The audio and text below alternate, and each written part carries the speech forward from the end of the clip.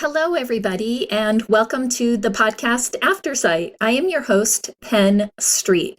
And as always, I want to thank everybody at Audio Information Network of Colorado for making this podcast possible. Because without them in the background, trust me, this show would not be as amazing as it is. I get to do the fun part. You get to hear my voice most of the time. But without them, it truly would not be possible. And for those of you who have been listeners from the beginning, I am sure you are appreciating the higher quality and just overall general better podcast. So thank you all at AINC for making me look good. Today's episode is an absolutely incredible one. We're doing something a little bit different today. On the podcast, I've talked about our amazing fundraising hike. Well, we had it and it was absolutely amazing. We had almost 70 people at the hike. 24 of them were blind and visually impaired. Our youngest little guy, Ricky, he's only 2 years old, was there with his parents and his sister. His mom and sister are visually impaired and hearing impaired. Shout out to you guys. And our oldest person was in their 70s. So it was an amazing group. We all made it to the top. And it was really an emotional day for me. A lot of work goes into these events, and I like to be the sweeper, which is the person at the very back of the hike, and they just make sure that nobody falls behind. And if somebody does need something, they're there to make that happen. So my favorite spot on a hike is the sweeper. I'm a mother and a nana, so I'm a little bit of a worrywart. So it always makes me feel better to be at the back, just in case somebody needs, a little extra rest or water, food, whatever it is, or just inspiration. So it was just an incredible hike, such an amazing journey. I got to see old friends that I hadn't seen in a while. If any of you have ever been to summer camp, it was kind of like that. You show up that first day of camp and you haven't seen or even heard from these people since last year. And then you meet and it's like no time has passed. And that was how it was for me. Lots of hugs and laughters and catching up with people. But it was also amazing that I got to meet new people that came because they heard about the hike on the podcast or on our website, and they wanted to be part of our community. And that was just wonderful because we just enveloped them. And by the end of the day, we all had new friends and had caught up with old friends. So thank you all for your donations, your support, and just sharing that amazing hike with everybody. So during that weekend, we also had an amazing event on our own. AINC had a story booth. And at that story booth, our amazing team members, Jonathan and Evan, they captured 13 different stories from individuals that they're just normal people, just like you and I, but yet their stories are extraordinary. And we wanted to make sure that all of you got to hear them. And so over the next weeks coming up, you are going to be hearing those stories. So you're going to be in for a huge treat. So sit back and relax. And when we come back, we'll get started. You're listening to Aftersight with Penn Street, an AINC original podcast. If you enjoy what you hear, please visit AINColorado.org for more shows, news, and articles read by our amazing staff and volunteers. If you have a question for Penn or would like to recommend a guest for future shows, please visit AINColorado.org/podcast-guest. And now, here's your host, Penn Street.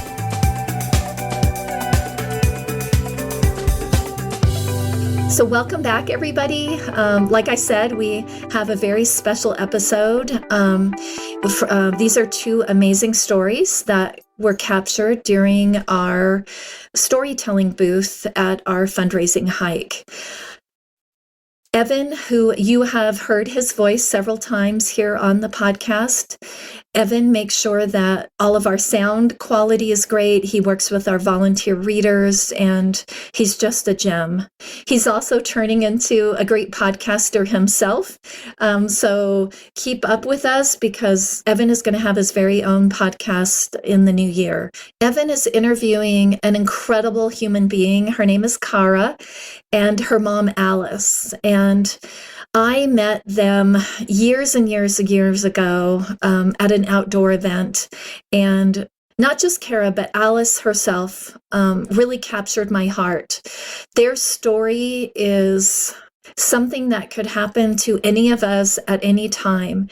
And, they're just going along with their beautiful lives. And all of a sudden, because of somebody else's choice, their lives were forever changed. Their story touched my heart so deeply when I heard it the first time. And I was so excited to see them at this event that we were part of. I was so proud and so honored that they were brave enough to share their story with Evan. So sit back. You might want to grab a tissue. It's an emotional roller coaster, but it's one you don't want to miss. So please open your hearts and your ears for Cara's story and her mom, Alice, as they share their journey with adversity.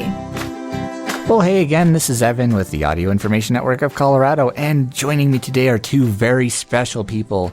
I'd like to introduce Cara and her mom, Alice. You guys have been up here for a bit. How's that experience been so far this year? And yeah, this is our fourth No Barriers, and everyone is just phenomenal. It's just meeting people, trying new things, pushing ourselves to the limit, eating good food, dancing, singing. And my accident. Yeah, well, he'll ask about your accident probably pretty soon. Yeah. In fact, we'll lead into that now if you want to go ahead and elaborate on that. Do you want to talk about your accident, and then I can help too? Yeah. Yes. Okay. When I was 5, we were skiing up at Sunlight, and I got hit by an out of control skier, knocked unconscious for a long time. 2 months. 2 months. Yeah. Yeah. Lots of brain surgeries. Yeah. But you're tough as nails, and what? And I have overcome it. Yep. You've overcome it. Yep. And you've got a really good sense of humor to go along with it, I've noticed too. Yes. Well, so what's been your favorite thing that you've done this summit? What's your highlight? Dancing. Were you the dancing queen? Yes. Yeah. Yeah. Is that your favorite thing that you've done? Yeah. Do you have a particular kind of music that you like to dance to, or that you just like to listen to? The Beach Boys. Oh, nice. Yeah. That's awesome. Well, are you looking forward to the hike tomorrow? Yes. How much? A lot. Yeah. Is there anything else you're looking forward to getting to do today? I know there's a lot of little activities going around here. The birding you said. Yes. Wow, but that's awesome. right before lunch, you went in that special chair, and you had those guys taking you on a hike in the chair. You just had to sit there and laugh. That's awesome. Yeah. That was pretty cool. I would have liked that. Yeah, it sounds like a good time. Yeah. I also heard from somebody you like to bake cookies. Yes. Is there a particular kind of cookie you like? What's the one you make the most frequently for the policemen and firemen? Damn it, I sure it is. Is it your peanut butter or your chocolate chip? Peanut butter. Yeah, I was thinking it was peanut butter you made the most. Yeah. Okay. Yeah. She's got quite a following of policemen and firemen in Glenwood Springs. You've been doing that for about 15 years, haven't you? Going on 16. Yeah, baking cookies every week. Every single awesome. week. Yeah, contributing to the community. That's a great thing. Yeah. You know, last night too, I actually watched your movie. Well, we all watched your movie, and it was awesome. It was very well produced. How did that all start out? I'm very curious. Like, what originally inspired you to want to, make a movie or be in it? After the first No Barriers, Cara actually, we did a little video and sent it to Eric and Skylar and said Cara would really like to climb a mountain. And so we started making plans for it. And then, of course, the pandemic hit. And then last summer, when we were finally had the opportunity to do it, Eric said, "How would you feel if we filmed your hike?" So it was Eric's idea to I guess apparently to get the funding and find Daniel Bedell, the videographer and stuff, and film. Do a lot of filming, about 2.5 days at our house with microphones and lights and action camera. Your house too. They were in your house a lot. So yeah, it was pretty interesting to see the whole process of 2.5 days of filming down to 20 or 21 minutes. So Oh yeah. yeah. So just asking Eric to help you with the hike, and he did it. He came through and he did it. That's awesome. Yeah. Do you have anything to add to that? Ute Mountain Resort. Yeah, Sunlight, up at Sunlight I know, on the yeah, Ute Run. Yeah. Yeah. Well, what's next? Do you have any, fun, exciting things planned for the future, What's your next goal? Climbing up Storm King Mountain. Ah, Yes. that'd be awesome. Yeah, Storm King, and I think I mentioned it last night. In Glenwood Springs about 25 years ago, we had a horrible fire, and there was some, the fire, they're not fire, the wildlife firefighters, of course, come from all over the country, and unfortunately, the fire got out of control, and 14 of them died up on the mountain out just outside of Glenwood. It was just a horrible tragedy. Glenwood's never forgotten, have we? We've got a nice memorial, and people hike up to the site where they all perished. It's quite a hike, but you can do it. You can make it. Oh yeah, definitely. Yeah. Just keep the sense of humor going. 'Cause that always seems to work. Yeah. And you guys how long have you guys been in Glenwood for? I've been there since before you were born, I can tell you that. So, yeah. Do you want me? Yes. Yeah, Kara's actually a native. She was born at Valley View Hospital. My husband and I were both RNs, and we moved to Glenwood from Montana in 1979. So, Wow. so long. Quite a while. Yeah, long time. And you've been there a long time. Ever since Colorado Springs. Yeah, you went to the school for the deaf and blind after high school for 2 years, and then you moved back to Glenwood. Oh, very good. Yeah. Yep. Well, Kara, do you have any encouraging words to share? What would you tell people that wanted to? Just get out there and do it. Oh, definitely. Yeah. Well, thank you so much. It was a pleasure getting to interview you guys. Yeah, thank you. Yeah, this is course. cool stuff. Indeed. Awesome. Thank you. Wow. Thank you, Evan, for capturing that amazing story. Sorry, I'm a little emotional. It gets me every time. Their story really shows that no matter what happens in our lives, what other decisions even shape our lives, it's up to us to make those choices moving forward.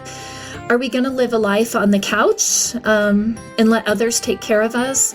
Or are we going to be strong and brave and find a way and let others help us find our way back and live the life we want to live? So again, thank you, Kara and Alice, for sharing your story. Up next, our very own Jonathan is going to interview 3 incredible people. I met Noel the weekend of the hike. We actually did a Zumba class together. Her mom was there, and I got to know Noel a little bit, as much as you can during a Zumba class. And they just really, really inspired me about what it really means to overcome adversity. Noel, if you're out there listening, you're my angel. I haven't stopped thinking about you and how brave you are and how you are just kicking butt in this world that we live in that is just full of barrier after barrier after barrier. Your Holland project just really, really ignited a light in me that I'm so happy that we get to share it with the world through this podcast. So here you go, everybody. Hey everybody, Jonathan Price here from Audio Information Network. I'm the podcast producer. I am here with some amazing people, Tina and Dustin and their wonderful daughter Noel, and I'm going to turn it over to them to tell their story, but we got to hear a little bit of it last night. So Tina, go ahead and tell me a little bit about what happened, the circumstances around it, and kind of share with us just some amazing insight. All right, well, thank you so much for having us on the podcast, and we're super excited to share with you our story of Noel. And Noel's story is really an inspirational story. She has been overcoming obstacles her whole life. I was just telling somebody that she has the best attitude ever. She's never complaining. She's always just happy with life, and she inspires us to do the same. And when Noel was 5 months old, she was diagnosed with muscular dystrophy, which is a degenerative muscle disease. And basically, your muscles start to slowly wither away, I would say. And when I first got that diagnosis, I was like, you know what? She can still be in the Special Olympics. And instead of looking at the worst case scenario of it, I just automatically wanted to turn it around and figure out how can we overcome it and how can we have it before us. And that's kind of the story that we have been writing in Noel's life. And if it wasn't for her great attitude, it would make it much harder.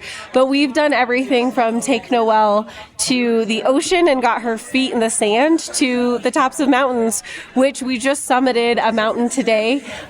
We are at the No Barriers Summit 2022, and she was able to get to the top of a mountain, nice, which is something that she's never actually been able to do before. That's awesome. I'm going to bring in Dustin real quick. And Dustin, you have a pretty powerful story as to what happened with Noel at a very special event. Can you tell us a little bit about what happened at that event and the circumstances around it? Yes, absolutely. Thanks for having us on your podcast today. And so we were up here. It was amazing that this actually 10 years ago happened in the auditorium that Noel and Tina were able to speak in last night. So in that exact auditorium, Tina had called me in a desperate situation, just super upset that we just didn't have the ability to move Noel and to take her to the places that we wanted to take her. It was very hard to disconnect everything and move her from place to place. I mean, we really needed a wheelchair van. And so when she called me out of desperation, and I was up here for a men's retreat that I was debating even coming on, I felt helpless in a lot of ways, but I knew that God was bigger than what our circumstances were. Yeah. And so we were up here, and I looked into the sky and said, God, help me out. I don't know what to do. Guide me. And so we came down and we were doing a praise and worship session, and I really felt this. It was almost a voice that said, go tell your pastor your need. And it was hard for me. I've worked since I was young, and everything I've done I've worked for, and so it was hard for me to ask for help. Not something I was super stoked about, or it was super easy for me to do. But I told him our need. I said, maybe we can have a breakfast at the church or something. I don't know. We need to raise money for a wheelchair van. Yeah. We need one really bad. Right. So we go back and sit in the seats, and it was called History Makers was what the conference was called. Yeah. And he literally called me down and said, hey, I want to do something that's going to change history in somebody's life tonight. And he called me down there. I was able to share our story and some of the things that we were going through. And literally in 5 minutes, they raised $50,000 in 5 minutes and wrote us a check on Monday. And we went and got a wheelchair van. And it literally changed the history of our life forever. One thing that we did not share last night that's part of that story is Noel's been in and out of the hospital, a lot. But she has not been in the hospital for any illness since that time. No way. And so the collaborative group of people praying for her, and what we received not only was a blessing to get the van, but blessing for her health. Yeah. She's actually super healthy. She lives on a ventilator, and she's super healthy. She just keeps going, and we keep doing crazy things with her. That's super cool. So I'm going to kind of go into a little bit more of a personal question. I know for a lot of parents, and especially husbands and wives, when they have children with disabilities or special needs, it's really hard for them to reconnect and to lean into each other. How have you guys leaned into each other through this situation? I think it's really drawn us closer in a lot of ways, because we've had to face just some crazy adversity. But one thing that has really helped us to lean in closer and be able to do things together is our nursing staff that we have. Nice. Tender Care is the nursing staff that we use, and literally through them we've been able to have a date night every now and again and be able to lean into each other and talk and be able to connect and stay close. It's important to be best friends. Yeah. Especially just going through some serious challenges with Noel. So that's one of the things that I would say has kept us really close. For me, I would say it's really remembering there's only so much we can control in the situation and really focusing on the controllables, which in my opinion are your attitude, your effort, your response, those kind of things. And when you can continue to get yourself in the right spot, then you can show up well for your spouse and you can show up well for your child, and really realize that there's only so much of this life that is ultimately in your control, and to focus on those things. And that's really given me a better perspective and a way to be able to relate not only to just my husband, but my other kiddos and to Noel, is to be able to, continue to get yourself in a right headspace first, so then you can continue to connect with other people. Boy, that's so cool. That's so beautiful. Thank you guys for sharing that. So now Noel is here, and she's been on this hike, and she's done this really cool summit. Congratulations, Noel. So she does have paralyzed vocal cords, so she is not unable to speak right now, but she does have a very sassy attitude, as we saw last night, which was awesome. So what is next for Noel? What are some things that you guys are trying to accomplish through, I think you guys started an organization or foundation. Tell me a little bit about that. Yep, so we have a nonprofit called Hope in Holland, and the reason I chose Holland is I received a poem when Noel was first born, and it was about, having a child with a disability, and it compared the typical experience to that of going to Italy, and then when you have a child with a disability, it's more like you ended up in Holland, and it really wasn't what you expected or what you planned, but it can have its own beauty if you let it. And so that's kind of where Hope in Holland came from. And one of our biggest things in that nonprofit that we're trying to do is further disability inclusion and further this conversation with how do we make friends with people with differences, and just doing it in a really tangible way.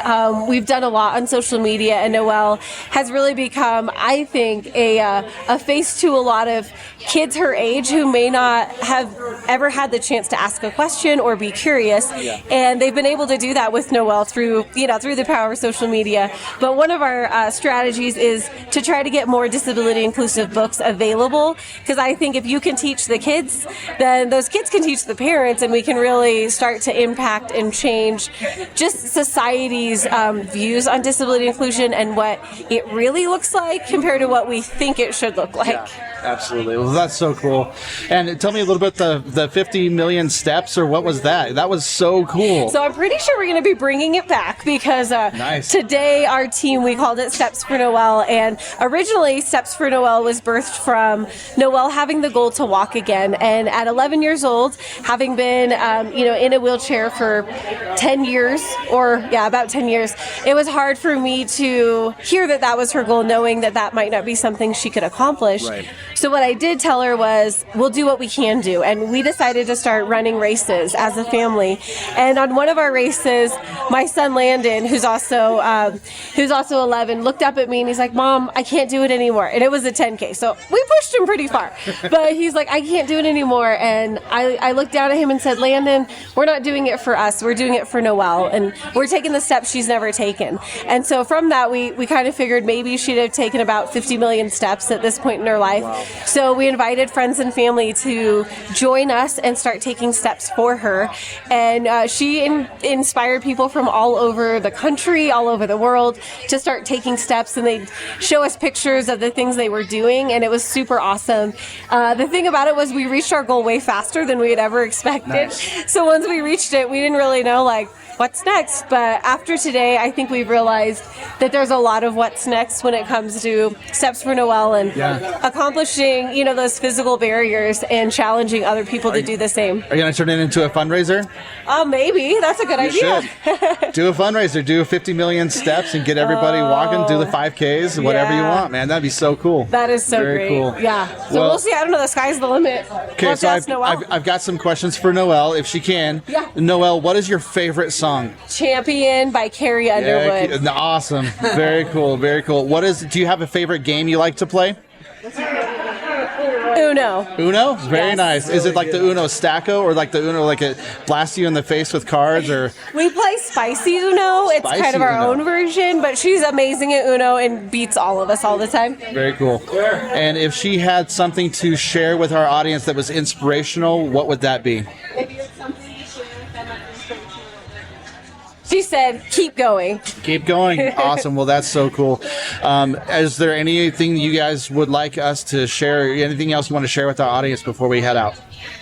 So kind of piggybacking on what Tina said about us being close, but really being connected with other people relationally and having awesome friendships and just a genuine life. For about 5 years now, we've just really been working on ourselves, on personal growth. Like, how can I be the best me? How can I show up and be the best dad? And how can I be the best husband? And how can I be the best leader in my business? And what does that look like? And it really honestly opened my eyes. Just take a look at who I am, what I'm doing, how I'm showing up for myself, taking care of myself physically, mentally, all those kind of things. And it's changed our life. For our marriage, for how we show up for our children, all that kind of stuff. And so, I just encourage everyone, if you are spending time caregiving and that's all you're doing, don't forget about you. Don't forget about the care of yourself, the care of your body, the care of your mind, because, you got to start, make sure you're healthy, and then you can pour out to the rest of the world. Very cool. Well, Dustin, Tina, Noel, I am so thankful that you guys came over to talk to us. Congratulations on your first summit. It's rock on. Keep it going. I hope to see you guys back here next year. And I appreciate you sitting down with us. Yeah, absolutely. Thank you. Thank you all for hanging in there. I know this has been an incredible, special podcast today. And yes, I am a bit emotional. These stories really touch me deeply, as I hope they do you as well. I want to thank all of you for popping in week after week to this podcast.